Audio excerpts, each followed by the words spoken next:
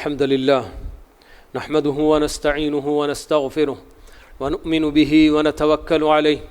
ونعوذ بالله من شرور أنفسنا ومن سيئات أعمالنا من يهده الله فلا مضل له ومن يضلله فلا هادي له وأشهد أن لا إله إلا الله وحده لا شريك له وأشهد أن نبينا محمدا عبده ورسوله أما بعد فإن خير الحديث كتاب الله وخير الهدي هدي محمد صلى الله عليه وسلم وشر الأمور محدثاتها وكل محدثة بدعة وكل بدعة ضلالة وكل ضلالة في النار فأعوذ بالله من الشيطان الرجيم يا أيها الذين آمنوا اتقوا الله حق تقاته ولا تموتن إلا وأنتم مسلمون يا أيها الناس اتقوا ربكم الذي خلقكم من نفس واحدة وخلق منها زوجها وبث منهما رجالا كثيرا ونساء واتقوا الله الذي تساءلون به والأرحام إن الله كان عليكم رقيبا يا أيها الذين آمنوا اتقوا الله وقولوا قولا سديدا يصلح لكم أعمالكم ويغفر لكم ذنوبكم ومن يطع الله ورسوله فقد فاز فوزا عظيما وقال عز من قائل ومن الناس من يشتري لهو الحديث ليضل عن سبيل الله بغير علم ويتخذها هزوا. بزرگان محترم، عزیز نوجوان دوستوں، بھائیوں اور قابل احترام اسلامی ماں اور بہنوں، ایک انسان کے لیے اس زندگی میں چین و سکون، راحت و اطمینان بہت معنی رکھتی ہے چیز کہ آدمی کی زندگی میں اگر چین و سکون نہ ہو، اطمینان نہ ہو، ساری نعمتیں، ساری آسائشیں میسر ہونے کے باوجود اس کی زندگی بالکل ادھوری لگتی ہے۔ کتنے ایسے بندے اللہ کے جو باقاعدہ آ کر ہمارے پاس کہتے بھی ہیں کہ ہمیں ہر چیز میسر ہے، اللہ تعالیٰ کی ہر نعمت گھر میں موجود ہے، پیسے دولت کا انبار ہمارے پاس پایا جاتا ہے، سب کچھ ہے، مگر ہماری اپنی زندگی میں سکون اور اطمینان نہیں ہے۔ سکون اور اطمینان آدمی کو کس سے حاصل ہوتا ہے؟ یہ اللہ نے اور اللہ کے رسول صلی اللہ علیہ وسلم نے ہمیں بتایا ہے۔ اللہ تعالیٰ تو صاف صاف بتاتے ہیں قرآن مجید میں کہ الا بذکر اللہ تطمئن القلوب، کہ لوگوں آپ دلی اطمینان چاہتے ہو، چین اور سکون چاہتے ہو تو اللہ رب العالمین کی یاد سے کبھی غافل نہیں ہونا۔ ذکر و اذکار بھی اس میں داخل ہیں اور قرآن مجید کی تلاوت بھی آتی ہے، اور جب جب موقع ملے اللہ تعالیٰ کو یاد کر لینا کہ کوئی بھی نعمت حاصل ہوئی، اپنے پروردگار کو یاد کرنا کہ پروردگارہ بس تو نے مجھے یہ نعمت دے دی، تو نے آج مجھے یہ کھلا دیا، تو نے مجھے یہ پہنا دیا۔ ہر آدمی بار بار جب جب کوئی چیز اس کے اپنے لیے یعنی کہ میسر ہوتی ہے اور اس وقت اللہ تعالیٰ کو یاد کر لے تو پھر ایسی صورت میں بندے کو قلبی سکون اور اطمینان ضرور حاصل ہوتا ہی ہے۔ نماز ایسی عبادت کہ جو بہت ساری عبادتوں کا مجموعہ ہے۔ اللہ کے نبی صلی اللہ علیہ وسلم نے ہمیں بتایا کہ جعلت قرۃ عینی فی الصلاۃ، کہ میری آنکھوں کی ٹھنڈک نماز میں اللہ تعالیٰ نے رکھ دی ہے۔ اسی لیے آپ جب بھی نماز کا وقت ہوتا حضرت بلال رضی اللہ تعالیٰ عنہ سے فرمایا کرتے تھے کہ اقم الصلاۃ وارحنا بها یا بلال، کہ نماز قائم کرو، نماز کے لیے اذان دے دو یا اقامت دے دو اور اس کے ذریعے ہمیں راحت پہنچاؤ۔ تو نماز یہ ایک انسان کے لیے سکون اور راحت کا بہت بڑا ذریعہ ہے۔ یہ سب اپنی جگہ پر اللہ نے اور اللہ کے رسول نے، جو ہم انسانوں کی فطرت جانتے ہیں کہ یہ انسان دنیا کے جھمیلوں میں ایسا کبھی پریشان ہو جاتا ہے کہ اس کو راحت کی ضرورت ہوتی ہے، سکون کی ضرورت ہوتی ہے، تو حقیقی معنوں میں راحت اور سکون کن چیزوں سے حاصل ہو سکتا ہے؟ یہ اللہ اور اس کے رسول کی تعلیمات اپنی جگہ پر ہیں۔ لیکن آج امت مسلمہ کی ایک بڑی تعداد اپنے لیے ذہنی سکون اور دلی اطمینان کا سامان جسے بنانا چاہتی ہے تو وہ یہ گانے بجانے اور موسیقی کو اپنے لیے سکون کا ذریعہ سمجھتے ہیں۔ ایک زمانہ وہ تھا کہ جب اس پیشے کو اختیار کرنے والے جو بھی ہوتے ہیں، گانا بجانا، ناچنا، یہ سب ایسے پیشے ہوتے تھے کہ لوگ انہیں انتہائی حقیر سمجھتے تھے، اور ایسے لوگوں کو طوائف کا نام دے کر ان کی معاشرے میں، سماج میں، سوسائٹی میں کوئی بالکل کیا مقام نہیں ہوتا، کوئی ان کی کیا پوزیشن نہیں ہوتی۔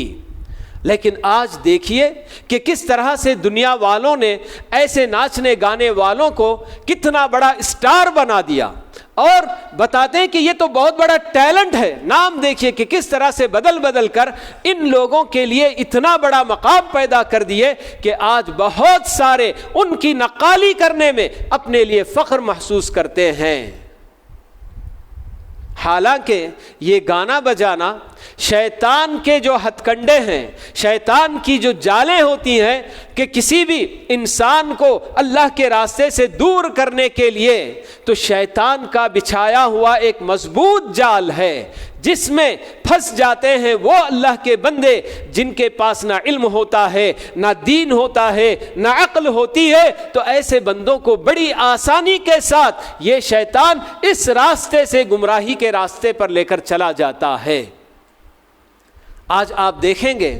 کہ ایک بڑی تعداد غیر مسلموں کی بات تو اور ہے سمجھیے، لیکن خود مسلمان بھی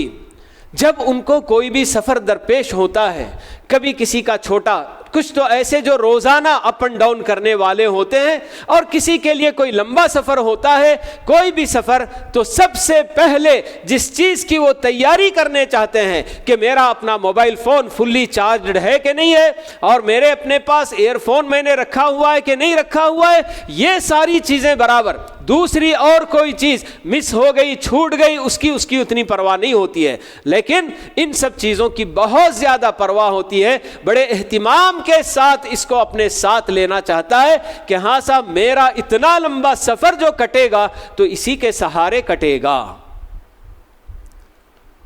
یہ میں مسلمانوں کی بات کر رہا ہوں، کیا جوان، کیا لڑکے، کیا لڑکیاں، اور کیا بڑی عمر کے، ایک ایسا بالکل کہ ماحول بنا ہوا ہے کہ بالکل یہی سمجھتے ہیں کہ بڑے آرام سے یہ سفر ہمارا کٹ جائے گا اگر ہمارے ساتھ ایک فلم ہوگی، ایک دو فلم ہوگی، ہم پورا راستہ بس اسی میں گزار دیں گے، یا پھر گانے بجانے ہمارے اپنے لیے بڑے راحت کا سامان میسر کریں گے۔ آج جس کو دیکھو، جدھر دیکھو، بالکل بہت کم آپ کو ایسے ملیں گے جو واقعی ہمارے اپنے اسی ہاتھ میں رہنے والے کھلونے کا صحیح استعمال کرتے ہیں، اور سفر کی اس پوری مدت کو کہ ہمارا وہ 2 گھنٹے کا ہو، 4 گھنٹے کا ہو کہ 12 گھنٹے کا ہو، چلو جس قدر ہو سکے ہم اس سے ہمارے لیے فائدہ اٹھائیں گے اور اپنی دنیا سے زیادہ اپنی آخرت بنانے کی ہم فکر کریں گے، یہ سوچنے والے آپ کو بہت تھوڑے ملیں گے۔ ایسے اللہ کے بندے جو واقعی ایسے سفر میں قرآن مجید اپنے موبائل میں ڈاؤن لوڈ کیے ہوئے ہیں اور قرآن کی تلاوت کرتے ہیں، یا کسی قاری کی بہترین تلاوت اسے سن کر اپنا سفر گزارنے کی کوشش کرتے ہوں، ایسے مسلمان آپ کو انگلیوں میں گنے چنے ملیں گے آپ کو۔ تو یہ ایک ایسا ماحول بنا ہوا ہے تو کہ انسان اپنے لیے سکون اور راحت کے لیے اسی کا سہارا لیتا ہوا نظر آ رہا ہے، جبکہ اللہ رب العالمین قرآن مجید میں یہی بتاتے ہیں وَمِنَ النَّاسِ مَن يَشْتَرِي لَهْوَ الْحَدِيثِ لِيُضِلَّ عَن سَبِيلِ اللَّهِ بِغَيْرِ عِلْمٍ وَيَتَّخِذَهَا هُزُوًا فَبَشِّرْهُ بِعَذَابٍ أُولَٰئِكَ لَهُمْ عَذَابٌ مُّهِينٌ، کہ لوگوں میں کچھ ایسے بھی ہیں جو لہو الحدیث کو خرید کر لے کر آتے ہیں۔ یہ جیسے کہ اس آیت کی شان نزول میں بات بتائی گئی، مفسرین نے لکھا ہے کہ مکے میں ایک بندہ جس کا نام النضر بن الحارث تھا، تو وہ ایران ادھر ادھر سفر کرتا تھا، تو وہاں سے کچھ ایسے ہی گانے بجانے کے آلات، وہاں کی موسیقی، میوزک، ایسی سب چیزیں لے کر آتا تھا، اور محمد صلی اللہ علیہ وسلم ایک طرف لوگوں کو قرآن پڑھا کر اور اللہ تعالیٰ کا کلام سنا کر اللہ کے دین کی طرف دعوت دیتے ہیں، تو اس کے مقابلے میں وہ لوگوں کو بلاتا تھا کہ بھئی محمد کے پاس کیا ہے، آؤ میرے پاس تمہاری اپنی دلچسپی کا سامان میں لے کر آیا ہوں، دیکھو سنو کتنی اچھی اچھی آوازیں ہیں، ہیں اور کیسے کیسے جناب باتیں ہیں اس میں. تو وہی اللہ تعالیٰ بتاتے ہیں کہ ہاں لوگوں میں کچھ ایسے ہیں جو بالکل اس طرح کے گانے بجانے کے آلات، موسیقی کے آلات خرید کر لے کر آتے ہیں. کیا کرنے کے لیے؟ لیضل عن سبیل اللہ بغیر علم. ان کی نادانی میں، ناعلم جاہل ہونے کی وجہ سے اللہ کے راستے سے وہ بھٹکانا چاہتے ہیں دوسروں کو. تو واقعی آج کتنے ایسے مسلم گھرانے ہیں جہاں اس طرح کے آلات بالکل پیسے دے کر خرید کر لے کر آتے ہیں کہ ہاں میرے اپنے گھر میں برابر یہ چیز بجنی ہے، ساؤنڈ ایفیکٹ ایسا ہونا ہے کہ بالکل سننے والا اش اش کرنے لگ جائے کہ واقعی آپ کے گھر میں آپ نے جو کچھ بھی آلات رکھے ہیں، جو انسٹرومنٹ آپ رکھے ہیں، ایسا تو میں نے کہیں نہیں دیکھا. کیا صاف آواز آتی ہے. یہ سب جو ہے کہ لوگوں کی واہ واہ سننے کے لیے، لوگوں سے اس طرح کی جو ہے کہ تعریف سننے کے لیے اپنا پیسہ اس کے اندر برباد کر کے آدمی اپنی دنیا، اپنی آخرت سب کچھ برباد کرتا ہوا نظر آتا ہے. بہت سارے امیر کبیر گھرانوں میں یہ حال برابر دیکھا جاتا ہے کہ ان کے اپنے بچوں کی خواہش ہوتی ہے اور ان کے بچوں کے کمروں میں برابر پورا کہ بالکل ایسا وہ بجے کہ بالکل جو ہے کیا ہے کسی طرح کی کوئی رکاوٹ نہیں ہونا ہے اور کوئی ڈسٹربنس نہیں ہونا ہے. ایسے بالکل جو ہے اہتمامات کیے جاتے ہیں. حالانکہ ہمیں معلوم ہے کہ مال و دولت بھی اللہ تعالیٰ کی نعمت ہے اور جیسے ہم کماتے ہیں کمائی کا ہم سے حساب ہوگا کہ آپ نے کس طرح سے یہ مال کمایا، حلال طریقے سے کہ حرام طریقے سے، تو ویسے ہی اس کے خرچ کرنے کا بھی ہم سے حساب ہوگا کہ آپ نے اللہ کا دیا ہوا یہ مال کہاں کہاں خرچ کیا. اور اسی کے ساتھ ہمیں یہ بھی بات بتائی گئی ہے، اللہ تعالیٰ بتاتے ہیں کہ ان السمع والبصر والفؤاد کل اولئک کان عنہ مسئولا، کہ کل قیامت کے دن ہماری اپنی کانوں کے بارے میں، ہماری اپنی آنکھوں کے بارے میں، ہمارے اپنے دل و دماغ کے بارے میں، سب کے بارے میں اللہ تعالیٰ کل ہم سے سوال کرنے والے ہیں. یہ سب اللہ تعالیٰ کی دی ہوئی نعمتیں ہیں. آنکھ کی نعمت ہے، کان کی نعمت ہے، اور جو سوچنے سمجھنے کی صلاحیت اللہ نے ہمیں دیا دل و دماغ کی شکل میں. تو یہ سب کچھ اللہ تعالیٰ کی دی ہوئی نعمت ہے اور کل اللہ تعالیٰ ہم سے ان سب کے بارے میں پوچھنے والے ہیں. بلکہ اللہ تعالیٰ نے یہاں تک بھی ہمیں بتا دیا کہ کل ہمیں کچھ بولنے کی ضرورت نہیں ہوگی، بلکہ وہاں تو اللہ تعالیٰ ہمارے اپنے کانوں کو ہی بولنے کی طاقت دے دے گا، ہماری آنکھوں کو بولنے کی طاقت دے دے گا، ہمارے ہاتھ پیر یہ سب آگے بڑھ بڑھ کر اللہ رب العالمین کے پاس بولیں گے کہ ہاں ہم نے دنیا میں یہ کام کیا، ہم نے دنیا میں ایسا کیا، ایسا کیا. اتنی واضح حقیقتیں یہ سب بیان کیے جانے کے باوجود بھی ہم لوگ ہیں کہ اللہ رب العالمین کی باتوں کا ذرا بھی اس کی ہم کوئی پرواہ ہی نہیں کرتے، اور نہ ہی اللہ کے نبی صلی اللہ علیہ وسلم اور آپ کے صحابہ ان سب کی زندگیاں کیسی گزری، ایک مسلمان کو کیسے زندگی گزارنا ہے، کیا وہ ایک عام غیر مسلم کی طرح سے زندگی گزار کر چلا جائے گا، کوئی تمیز بالکل بھی نہیں کرنا چاہتے ہیں.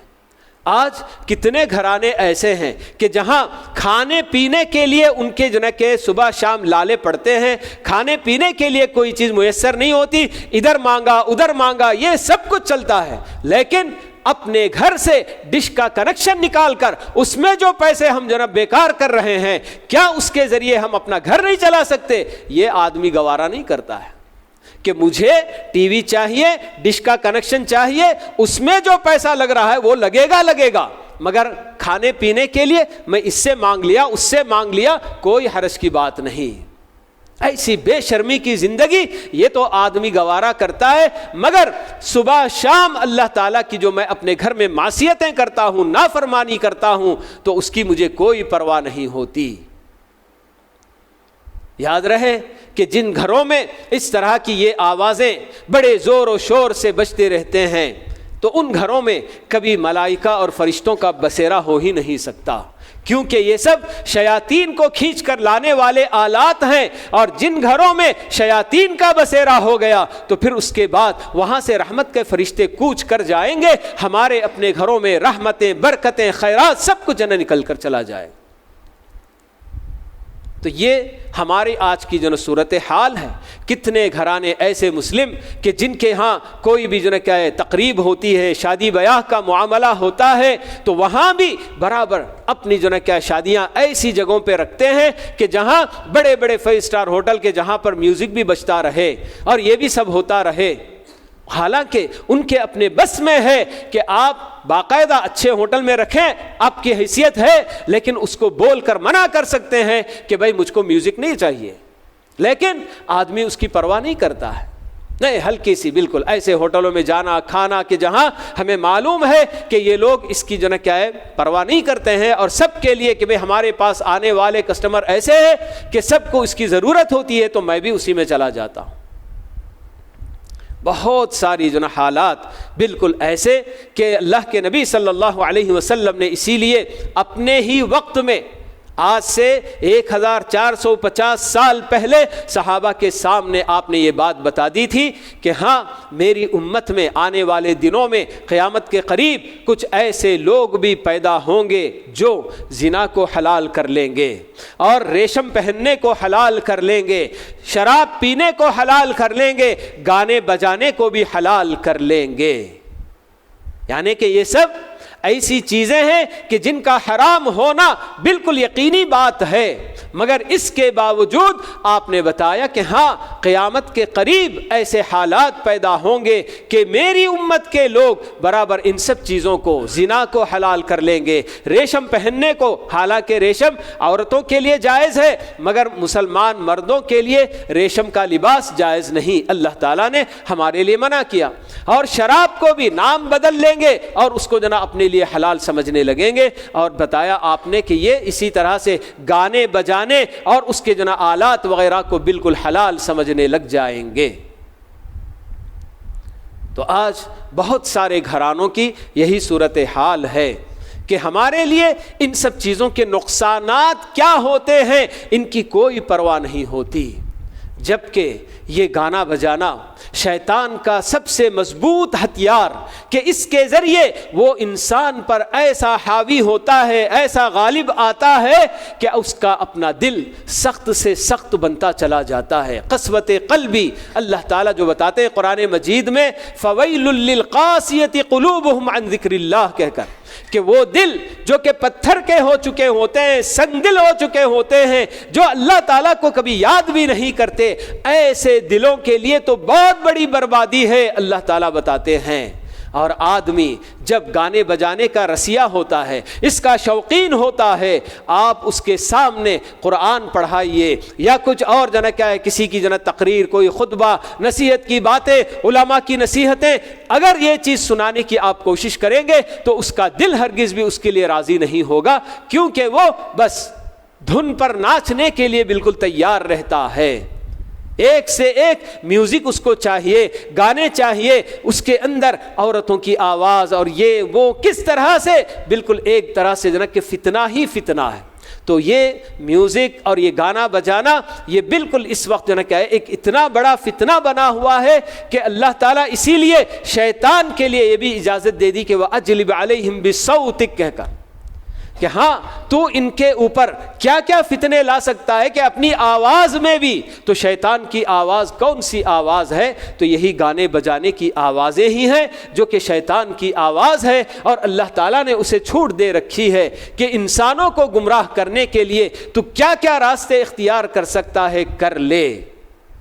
لیکن ساتھ ہی میں اللہ تعالیٰ نے یہ بھی بتا دیا کہ جا تو جن کو گمراہ کرنا ہے کر لے, لیکن اتنا یاد رکھ لے کہ میرے جو بندے ہوں گے تیرا کوئی زور ان پر نہیں چل سکتا. ان عبادی لیس لک علیہم سلطان, اللہ تعالیٰ نے بتا دیا کہ جو میرے بندے ہوں گے, جو مجھ سے ڈرنے والے, میرے احکام کی پابندی کرنے والے, میرے بتائے ہوئے دین پر عمل کرنے والے جو بندے ہوں گے, اللہ تعالیٰ نے بتایا کہ ان پر تیرا کوئی زور نہیں چل سکتا, تو انہیں گمراہ کر ہی نہیں سکتا. تو یہ ایسی بری بلا ہے میوزک گانا بجانا کہ آدمی اگر شوق سے اس کو سنتے رہتا ہے تو اس کے اپنے دل میں نفاق پیدا ہونے لگ جاتا ہے۔ سب سے بڑی مصیبت کہ ہمارے اپنے دلوں کے اندر سختی پیدا ہونے لگ جاتی ہے اور قرآن سے، اللہ کے کلام سے ایک طرح کی نفرت ہمارے اپنے دلوں میں پیدا ہونے لگتی ہے۔ تو جب بندہ اللہ ہی کے کلام سے نفرت کرنے لگے گا تو کسی اور کی نصیحت کی باتیں یا کسی اور کا خطبہ، تقریر، یہ سب چیزیں کب سننے کے لیے تیار ہوگا؟ تو یہ کتنا بڑا نقصان ہے ان گانے بجانوں کے آلات کا اور ان کے کے سننے کا اور ان کے شوقین ہونے کا۔ مگر اس کے باوجود ہم ہیں کہ ہمارے اپنے پیسوں سے برابر ایسی چیزیں خریدتے بھی ہیں اور برابر ان کا استعمال بھی ہم کرنے کے لیے یا کرتے ہوئے فخر بھی محسوس کرتے ہیں کہ میرے پاس تو فلاں جگہ سے میں نے یہ خرید کر لایا، میں ادھر گیا تھا تو وہاں مجھے یہ چیز ملی لے کر آیا، میں یہاں گیا تو یہاں سے میں لے کر آیا۔ تو حضرات و خواتین، یہ آج کی ہماری اپنی دنیا کے جس کے اندر ہم لوگ راحت اور سکون کا سامان اس میں ہم تلاش کرنے کی کوشش کرتے ہیں اور آدمی کو لگتا ہے کہ ہاں بہت سکون اس کو مل گیا، لیکن اسی کے فوراً بعد دیکھیں گے آپ کہ وہ بندہ بڑا پریشان ہی نظر آئے گا کہ حقیقی معنوں میں سکون اور اطمینان انسان کو نصیب ہو سکتا ہے تو اللہ کے کلام کو پڑھنے میں، سننے میں، اس کے اندر تدبر کرنے میں اور اللہ تعالیٰ کی احکام پر اور اس کی مرضی کے مطابق اپنی زندگی چلانے میں۔ آدمی اللہ تعالیٰ کی نافرمانیاں کرتے ہوئے اگر وہ چاہے کہ میں بالکل سکون اور اطمینان کی زندگی مجھے نصیب ہو جائے، ہرگز نہیں ہو سکتی۔ اللہ تعالیٰ نے یہی بتایا وَمَنْ أَعْرَضَ عَنْ ذِكْرِي فَإِنَّ لَهُ مَعِيشَةً ضَنْكًا، کہ جو بندہ میری اپنی نصیحتوں سے، میری اپنی باتوں سے اعراض کر لے، منہ موڑ لے، پیٹ پھیر لے، تو اس کے لیے کیا ہوگی زندگی؟ فَإِنَّ لَهُ مَعِيشَةً ضَنْكًا، تو اس کے لیے قدم قدم پر پریشانیوں کی زندگی ہی ہوگی۔ یہ اللہ تعالیٰ کا اپنا فرمان ہے اور اس کی کیا یہ خبر ہے۔ یہ کیسے ہو سکتا ہے کہ جو بندہ اللہ تعالیٰ کے ذکر سے اور اللہ تعالیٰ کے کلام سے اعراض کر لے، اس کی نصیحتوں سے اعراض کر لے اور پھر اس کو سکون اور اطمینان نصیب ہو جائے، یہ ہرگز نہیں ہو سکتا۔ تو اس لیے ہمیں ہماری اپنی زندگی کی روٹین بدلنی چاہیے۔ ہمارا اپنا وقت بڑا قیمتی ہوتا ہے۔ ہم کو یہ بات اچھی طرح سے معلوم ہے کہ ہم میں سے ہر ایک کی زندگی مختصر زندگی ہوتی ہے، جتنی بھی ہم کو ملے وہ یقیناً مختصر ہوتی ہے، اور اس مختصر سی زندگی ہی میں جو کچھ ہم اپنے لیے آخرت کے لیے کچھ کر لیتے ہیں وہی ہمارے اپنے لیے فائدے کی چیز ہوگی، اور جو کچھ بھی ہم دنیا کے لیے کرتے ہیں تو اس کا ہمارا اپنا کوئی کیا ہے، بالکل صرف نقصان ہی نقصان اس کا ہوتا ہے۔ ہماری اپنی زندگی، ایک مسلمان کی زندگی ہمیشہ آخرت کو سامنے رکھ کر ہی گزارنی ہوگی۔ اسی لیے اللہ رب العالمین کا جو آخری پیغام ہم بندوں کے نام آیا تو وہ بھی فکر آخرت کا ہی پیغام اللہ تعالیٰ نے ہمیں دیا ہے۔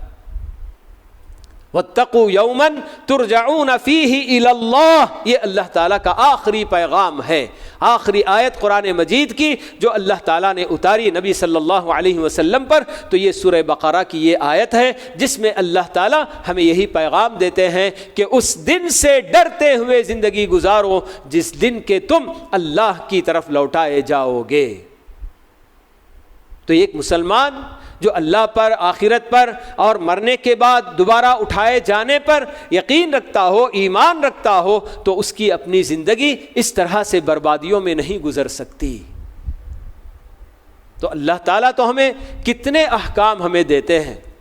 اللہ تعالیٰ کی نعمتیں ہم پر بے شمار، کہ ان نعمتوں پر ہمیں اللہ تعالیٰ کا شکر گزار ہو کر زندگی گزارنی ہے، نہ کہ اللہ تعالیٰ کی نافرمانی کر کے ہم کو زندگی گزارنی ہے۔ کہ ہم اگر نافرمانیاں کریں گے تو اللہ تعالیٰ نے جو نعمتیں ہمیں دے رکھی ہیں تو دینے پر وہ قادر ہے، تو وہ چھیننے پر بھی قدرت رکھتا ہے۔ بس اللہ تعالیٰ بندے کو دیکھتا ہے کہ کب تک یہ کرتا ہے۔ ایک وقت آئے گا کہ اللہ تعالیٰ کا فیصلہ بالکل جب ہو جائے کہ اس سے نعمتیں چھن جائیں تو وہ چھین لے گا، اللہ تعالیٰ کوئی پھر دے نہیں سکتا۔ یہ سب باتیں بھی اللہ تعالیٰ نے قرآن مجید میں صاف صاف بتا دی ہیں کہ کوئی اللہ تعالیٰ کسی کو نعمت دینا چاہتا ہے تو اسے کوئی روک نہیں سکتا، اور کوئی جس کے لیے اللہ تعالیٰ نے فیصلہ کیا کہ اس کو نعمت نہ ملے تو اسے کوئی دے نہیں سکتا۔ تو یہ سب باتیں ہمیں بہت واضح انداز میں بتائی گئی ہیں، مگر اس کے باوجود ہم ہیں کہ ہماری اپنی زندگی تباہی کے کناروں پر لے کر چلے جاتے ہیں اور سمجھتے ہیں کہ ہم بڑے سکون سے آرام سے زندگی ہماری گزر رہی ہوتی ہے۔ اللہ تعالی ہم سب کو صحیح معنوں میں مسلمان بنائے، اور اللہ رب العالمین کی جو باتیں ہیں اور جو احکام اور جو ہدایات اللہ تعالیٰ نے ہمیں دی ہیں انہیں سمجھنے اور ان کے مطابق اپنی زندگی سنوارنے کی اللہ تعالیٰ ہم سب کو توفیق نصیب فرمائے۔ اور خاص کر یہ جو وبا، یہ جو یعنی کہ مصیبت اس وقت بالکل عام ہے پورے مسلم معاشرے میں، اللہ تعالیٰ ہم سب کو اس مصیبت سے توبہ کرنے کی اللہ تعالیٰ توفیق نصیب فرمائے، اور ہمارے اپنے معاشرے کو اس طرح کی اس مصیبت سے اللہ تعالیٰ پاک صاف فرمائے۔ اقول قولی ھذا واستغفر اللہ لی ولکم ولسائر المسلمین من کل ذنب فاستغفروہ انہ هو الغفور الرحیم۔